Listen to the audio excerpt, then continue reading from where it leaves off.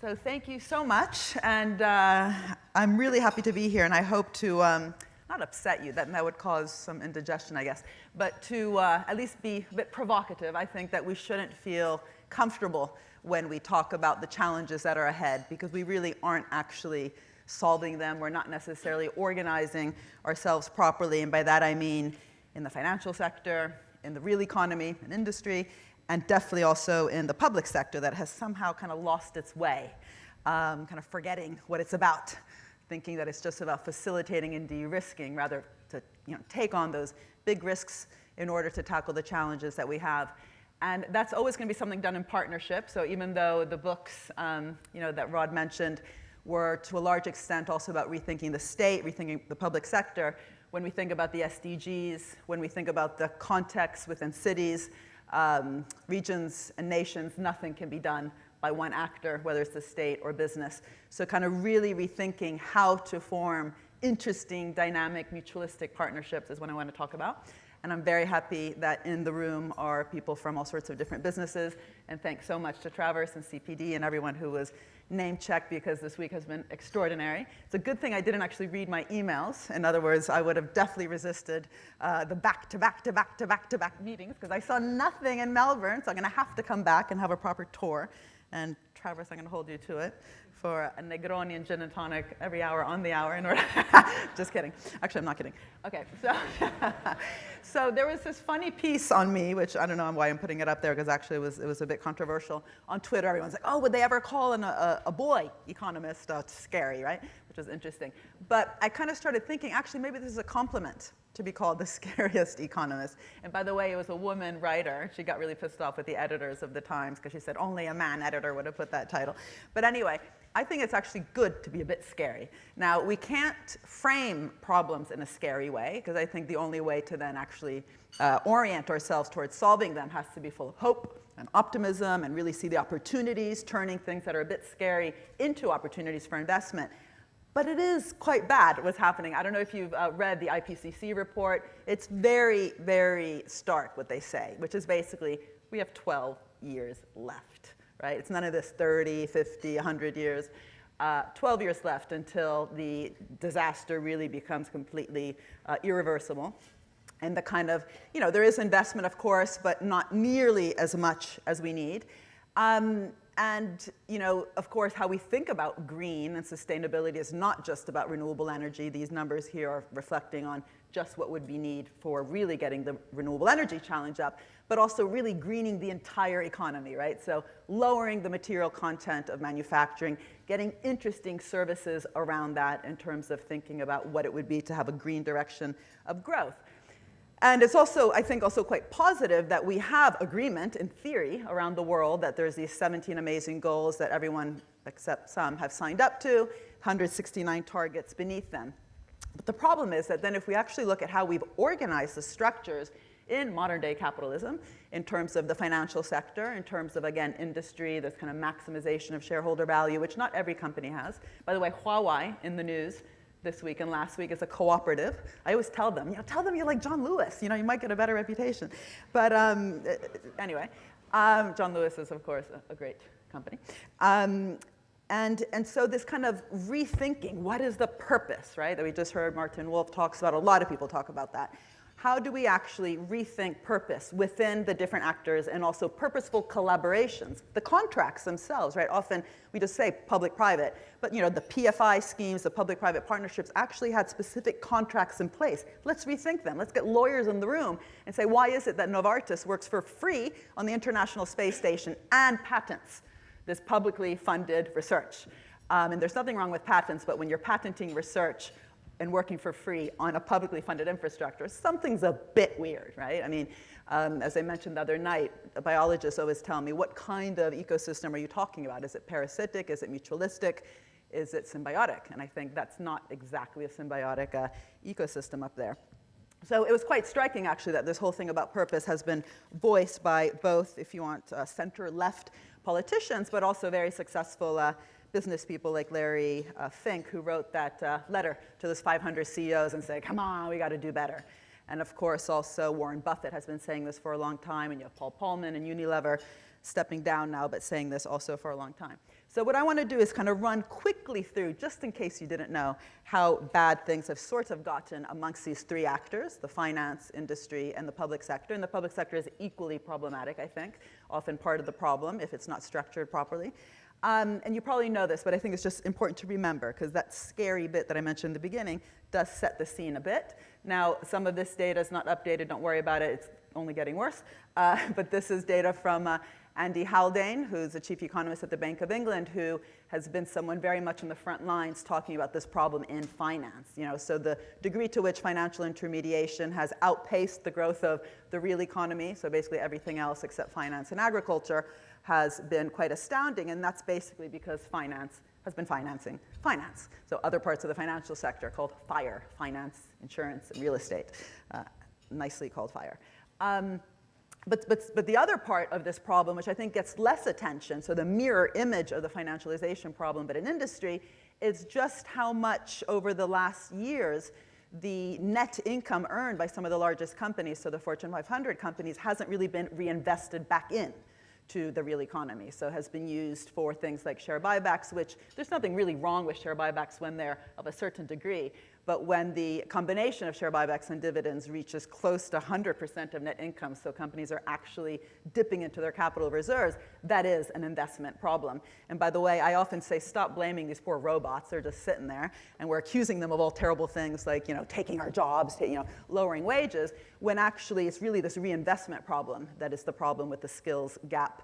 So David Ricardo already in 1821 was talking about the problems when machinery, which of course was rising at the time because of the Industrial Revolution, would be displacing labor. Wrote that in his Principles of Political Economy. But what happened then for 200 years was that the profits being earned from, say, machine A were then reinvested in another part of the economy, so the jobs reappeared, and also the skills needed for what trade unions in this country talk about in terms of the just transition, really important concept, by the way, if we want a green economy, that also occurred because these profits were also being reinvested into skills, into human capital. So when we have a fall in investment, and globally we do, in terms of the share of GDP that's investment driven, we got a skills problem, we have a jobs problem, we might have an innovation problem. And that's a governance problem, right? So maximizing stakeholder value, not shareholder value, is one way in which that can be addressed. And I do often tell my colleagues around the world interested in innovation policy, don't separate that from the finance issue of how to reform finance and the corporate governance issue. What do we actually know is needed in order to have innovation-led growth? So in the UK, where I'm going back today, very long plane ride back, we continue to grow through consumption-led growth, and that consumption has been fueled by private debt, simply because in an era, 3 decades, of falling real wages, or at least stagnant real wages, to retain your living standards, you have to take out debt. It's not because you're irresponsible, it's just to stay in the same place. Then the state problem is, I often say, I think they're just depressed. These civil servants have been trained in really problematic ways, where at best they're allowed to fix market failures. And that's a nice fancy thing we talk about in economics, when actually so much of the history of active state agencies, if and when, I'm from Italy, so I know when the state doesn't work. I think everyone knows when the state doesn't work. We experience it. And the private sector, as I mentioned, also doesn't work. It's not about pigeonholing one entity. But if at best you're just fixing market failures, that also affects what kind of capabilities you think you need. It doesn't necessarily incentivize thinking big as you do when you go get an MBA, strategic management, decision sciences, organizational behavior, all this really cool stuff. Or Steve Jobs telling the Stanford graduating class, be hungry and be foolish. Civil servants are not told to be hungry and foolish. In fact, if they do anything foolish and fail, which is normal, right? Trial and error, and error, and error. That's how you learn. Front page of the newspaper, especially the Daily Mail. And so, the real question is, will the financialized business sector, the financialized financial sector, and a depressed public sector get us to shape ourselves in such a way that we really can build a purposeful collaboration with purpose-driven organizations? I think not. And so all these kind of lame words of what the public sector is for. And these, by the way, are used by people who like the state. This isn't the Tea Party language. You know, the Tea Party is like, get the hell out of the way. This is people like us who think we're smart. You know, we need to de-risk and facilitate and enable. Like, facilitate. You know, if you're in a marriage and one is facilitating the other, it ain't going to end well. It's going to be probably a little, well, at least it'll be boring. It's not going to be a sexy, dynamic marriage, I can tell you that. And so, you know, we hear this, I was going to have to not say any bad words. We hear this kind of stuff all the time, especially in The Economist, you know. Yeah, you know, invest in some skills, infrastructure, education, horizontal conditions, and then get the hell out of the way for the really cool things to happen in industry. And so this constant portrayal of the cool industrialists or entrepreneurs on one side and the boring Kafkian bureaucrats, forget that Kafka was much better looking than Zuckerberg, just pretend he's not, you know, is constantly, if you want, portrayed. And so that's why I wrote The Entrepreneurial State. This is, I know, very, very self-promotional to show you how many languages it was translated in, but the German one, just look at that, you know, Das Kapital, this, that. It's fantastic. I don't think I'll ever publish a book that influential. So, but it's a wonderful translation because it's literally the capital of the state, the portfolio, the different types of investments you need to make, which are going to be risky. You're going to have to take on difficulties. That's why I don't like the word facilitation. You should, you know, really think with all these different actors, including civil society, what are the difficulties ahead, and how can we share those responsibilities, get the right collaborations, and that portfolio of those state investments, high risk, low risk, also mean that you might screw up along the way. That's normal. Venture capitalists brag all the time about, yeah, we, you know, messed up there, but then we got that big success. So, you know, for Kleiner Perkins, Genentech was a big success, and before that, they had to fail a bit along the way. The problem is that we don't admit that about the state, so also all the different types of smart investments that state agencies made, including Wi-Fi by your CSRI, is that how you pronounce it? Yeah. Good, yeah, yep. And CERN in terms of HTML, big international project. But you know, literally everything in your smart products that doesn't make it an idiotic product was funded by a public sector institution. So internet, GPS, touchscreen, Siri. And then what you need is some really cool entrepreneurs to put it all together. So I shouldn't be facetious because I think it's a good thing they do. You know, to put them all together in cool ways. You know, that fact that Steve Jobs was taking those calligraphy classes, which really made him get that sense of design, that really matters. That's fantastic. What's not fantastic is that an 800-page book on his life and Apple, not one page, not one paragraph, not one sentence, not one little word on any of the public investments that went to make those products smart. That's the problem, right? So the stories we're telling are very much part of the problem, and they also justify the way that we think about the rewards or taxation. Anyway, just moving kind of quickly here, the same pattern that we saw in ICT, so information communication technology and biotech and nanotech, we are seeing today in the clean tech sector, where that upper right-hand quadrant, high risk, high uncertainty, high capital intensity is being taken on increasingly by different types of public agencies, precisely because of that finance problem where you have a lot of speculative short-term finance and innovation needs, strategic, long-term committed finance, not the 3-year venture capital cycles that always want to exit in 3 years for an IPO or a buyout. That got us a lot of PLEPOs in the biotech sector, productless IPOs. It's very dangerous to rush a science-based industry. And some illuminated business people do actually talk about this, unfortunately only in dinner parties and stuff. There isn't really a forum where we hear this, right? When a country is wanting growth, business comes in and says, oh, you got to invest more. Don't worry about the deficit. Just get those public sector agencies really geared up and let them take the risks. Don't worry, you're going to fail along the way. And yeah, there might be a rise in the deficit, but in the long run, your debt to GDP will fall, so don't worry about all this deficit stuff. You don't hear that. All you hear is, oh, could you reduce this tax? Could you introduce this tax incentives, a patent box, R&D tax incentive, or reduce that regulation? It's kind of impeding innovation, right? You don't hear a loud voice saying this.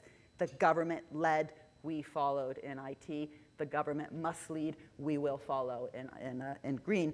Where I differ from Bill Gates, and he actually brought me out to Seattle, but it was a bit funny because he wrote me these emails inviting me, and I thought it was a hacker. I'm like, it's not really Bill Gates. I completely ignored him until his PA was like, he's not used to this. Could you just answer? Just say no, you know? I was like, ah! Anyway, so I went out there and we had a very good 6-hour meeting, of which 2 weeks later he wrote an article of what he learned from me. He didn't say that, but it was kind of clear from the examples he gave. And no, it's okay. No, it's not a plagiarism thing at all. It was just what he said was very funny. He said, the public sector is quite inept, but the private sector is much more inept. So anyway, it was just a way that he said, we actually really need to get our acts together, all of us, and there's not enough action on either side. And actually, Keynes had this really nice quote that is the reason that in the original version of my book, I had a lion and a pussycat. Because he's kind of saying to Roosevelt, we got a problem here. We need to stimulate the economy, but this business sector that's out there, I use the word animal spirits, but these animals, they're not really lions, tigers, or wolves. They're a bunch of gerbils and hamsters and pussycats. And you're supposed to laugh. But then what then happened, and I think this is sort of my critique of my own friends, the Keynesians didn't really listen to this. We just, at best, talked about the need for counter-cyclical policies, right? Not austerity, but investing in infrastructure. Where he's saying something different here. He's like, we got to make them want to roar. We got to have ambitious policies that actually get the pussycat to rise up to the challenge and see those growth opportunities. I'm sort of putting words in his mouth because he kind of meant this, but some other things. But that's what I read into it. We need ambitious public policies that are not just throwing money around kind of randomly, a bit of SMEs here, a bit of infrastructure there, a bit of science policy there, and then think miracles are going to happen, but really learn from those ambitious policies that in the past actually got business to see new opportunities and to increase that investment. And this is really important today where profits are at record levels worldwide. The profit share is very high, labor share is very low, but investment is low. These profits, as I said before, are not being reinvested. So how do you get those expectations up?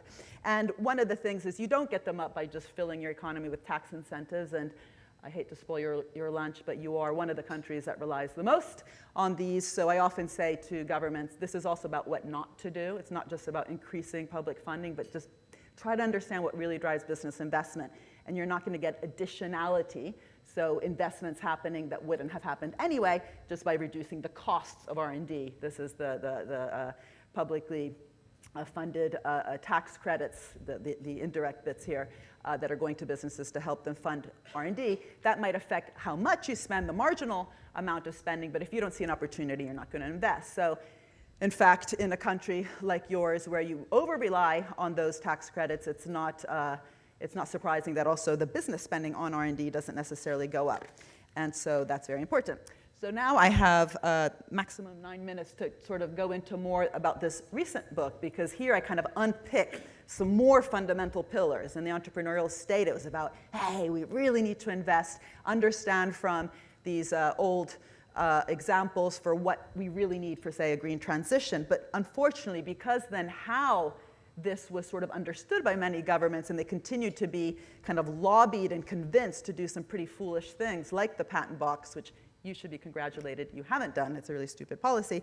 But the way it was lobbied for often was through these ideas about wealth, who the wealth creators are, who the value creators are, and then what the role of government was. So I kind of tried to unpick this historic discussion. Sorry, this is the slide about who, where are the productive parts and the unproductive parts in the economy, and how it has been used over the history of economic thought, from the physiocrats during the period in which agricultural land and farming labor was seen to be the key source of value, to the classical economists who understood it to be industrial labor, to modern day economists who think that it's all about kind of understanding how prices, equilibrium prices, are set.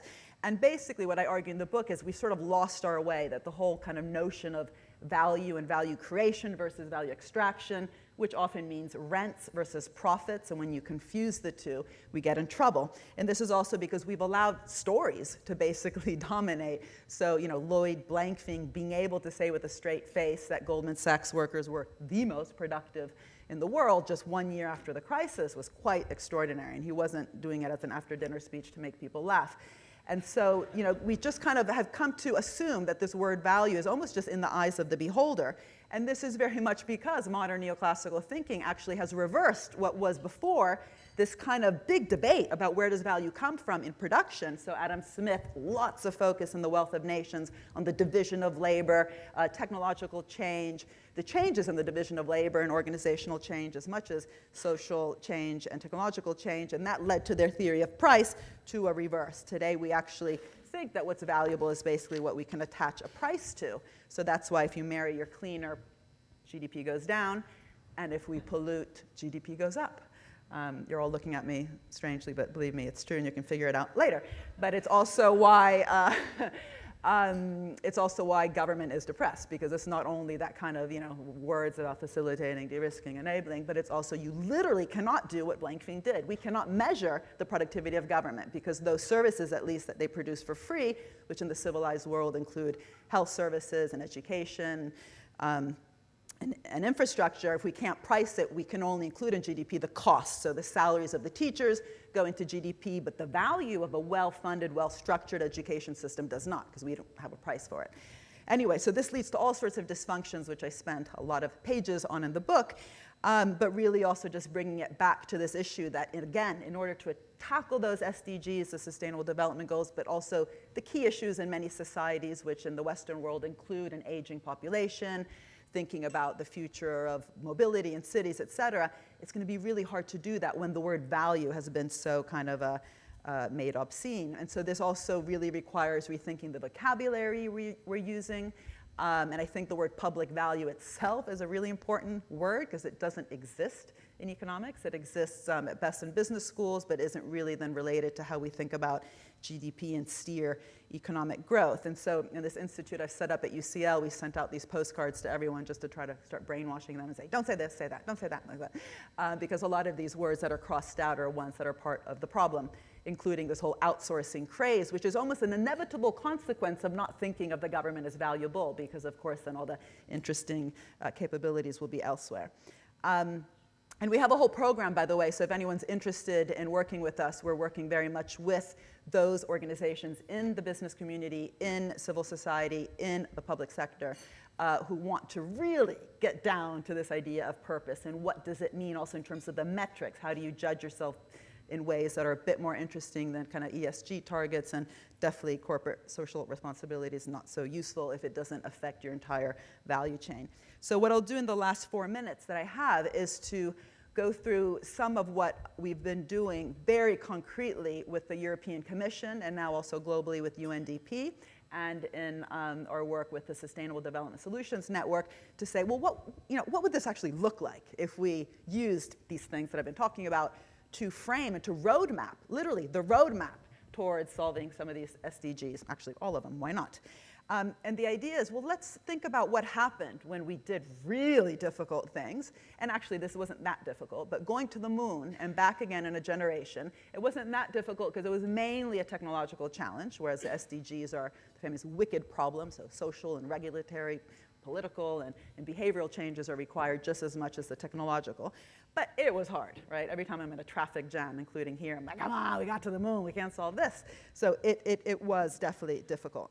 Now, what got us to the moon was, first of all, an addressing of a challenge, but it was a wartime challenge. So we're talking about more interesting challenge. So the space race and Sputnik, it got framed by Kennedy and his crew in terms of that moonshot. But to get there, so many things happened, including lots of different sectors in the business community had to invest and innovate, unlock hoarded investment. That included not just the obvious aeronautics industry, but also textiles, clothing, food. You couldn't go to the moon in jeans and a t-shirt eating a hamburger. That's obvious.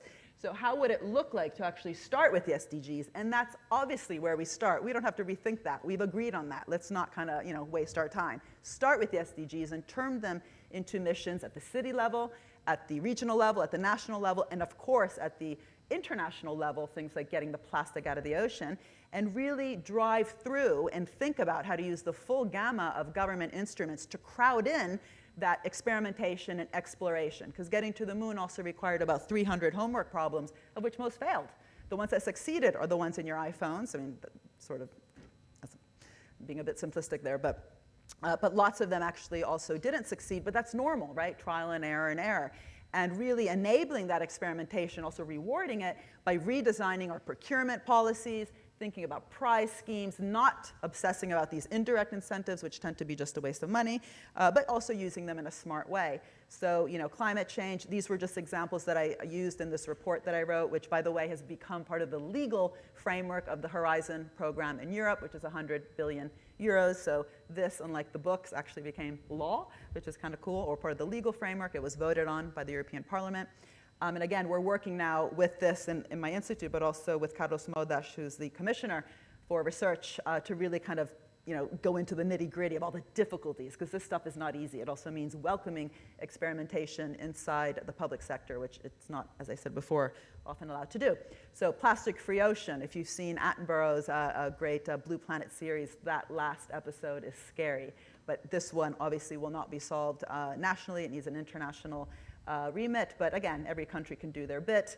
How to do this, it's not easy. That Kennedy kind of moment was very top-down. I think it's very interesting to see what's happened recently in some countries like Germany, where the Energiewende mission very much came from the government listening actually to the green movement, who for 20 to 30 years actually demanded a green agenda. And your country is so interesting. One of the many things I've learned in these days is your population is asking for climate action, and it's actually the political, if you want, class that isn't necessarily rising up to the occasion, but getting real stakeholder engagement to frame these missions in interesting ways. Also in academia, getting the poets, the humanities, the social sciences, not just the STEM subjects, to frame them in interesting ways, but really to then design it in interesting ways that require cross-sectoral, cross-actor, and cross-disciplinary investments, and using the tools to, again, crowd in this multiple bottom-up experimentation, because top-down stuff doesn't work. The Soviet system did not work for innovation, but you still need a direction. Fully bottom-up definitely doesn't work. And we need actual organizations and agencies, and I was very interested to be talking, again, across Sydney and Melbourne to different public agencies that are trying to learn these lessons of what it actually means organizationally to have a mission and how to work, again, with other actors. We're doing this now in the UK through, my institute is working very closely with the government to also reframe the industrial strategy, so it's less about handouts to sectors that are just loud saying, give me some money, and actually using these 4 challenges and to draw them down into missions. So 21st century mobility, working a lot with city-level actors across the UK, thinking of all the bottom-up experiments, but again, they need to be rewarded. You don't do handouts to SMEs, you do handouts, if you want, to those who are willing to engage in the really difficult challenges, regardless of their size. The steel sector in Germany had to innovate in order to lower its material content. They were facilitated by the public bank. Anyway, I think I'm done. In Scotland, it's quite interesting because we also convinced Nicola Sturgeon. She actually listens, unlike many politicians I've worked with. She set up the public bank and also designed it with our help using an implementation plan that we wrote to make sure itself was mission-oriented. So the remit of the bank is to provide patient, long-term finance to any organization in Scotland willing to work with her on her inclusive growth and an innovation-led growth agenda. This also requires, as I said, rethinking the contracts. Why did Obama think he could just give Tesla close to $500 million in a guaranteed loan? Same amount of money went to Solyndra. Taxpayer paid the bill for the loss in Solyndra and got nothing from the Tesla investment, even though the price per share went from 9 to 90. And he initially said, we get 3 million shares if you don't pay back the loan. Had he said, if you're successful, that difference multiplied by 3 million would have more than paid back the Solyndra loss. So kind of getting in the nitty-gritty of what that would mean to really share not just the risks, but also the rewards, also in terms of how we design patents. They should be much more narrow and more weak to stimulate innovation once the patent's up. How we think about prices in the medical industry. It's ridiculous that 3/4 of drugs actually trace their main high-risk research back to public entities, and yet the citizen has to pay twice, both for the research and then very high prices, and also then welfare state institutions that subsidize that, when the prices should actually be reflecting from the beginning that collectively created value. So anyway, I am way beyond done, so let me just shut up. And just to say, we need the state, we need business, we need the financial sector, we need to be listening to the social movements in civil society, and only then can we really be proud of ourselves that at least we tried as a humanity to tackle those very difficult problems which we should be tackling together. And I'm done.